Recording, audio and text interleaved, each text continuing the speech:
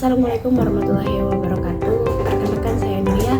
Saya dari Fakultas Ilmu Tarbiyah dan Keguruan, Prodi Manajemen Pendidikan Islam.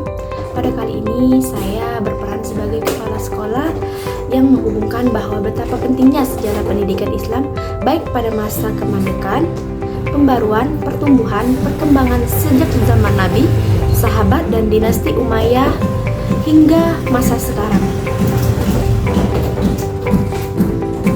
Sebagai kepala sekolah di daerah, saya menyadari bahwa salah satu tugas utama saya adalah menjadi jembatan antara nilai-nilai keislaman yang agung dan berproses pendidikan modern.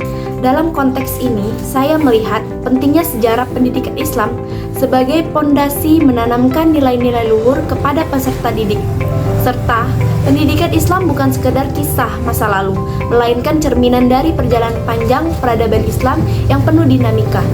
Mulai dari masa Nabi Muhammad SAW, para sahabat hingga masa kejayaan dinasti Umayyah dan Abbasiyah. Di masa Nabi, pendidikan memiliki nilai spiritual dan moral yang kuat, terfokus pada pembentukan akhlak dan ketauhidan. Masa sahabat memperkuat nilai-nilai itu melalui pembelajaran Al-Quran dan hadis.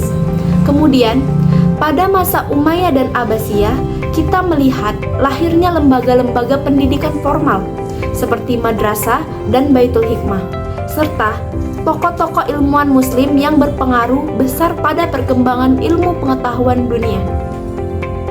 Namun, kita juga harus belajar dari masa kemunduran di mana pendidikan mengalami stagnasi karena politik, penjajahan, dan lemahnya inovasi.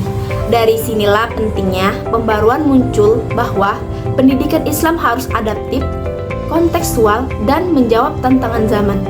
Sebagai kepala sekolah, saya mengintegrasikan nilai-nilai ini di dalam kebijakan kurikulum dan pembinaan guru, agar peserta didik tidak hanya cerdas intelektual, tetapi juga berkarakter dan paham jati dirinya sebagai bagian dari peradaban Islam yang gemilang. Dengan memahami sejarah pendidikan Islam, kita bukan hanya menghargai masa lalu, tapi juga membangun masa depan yang lebih bermartabat.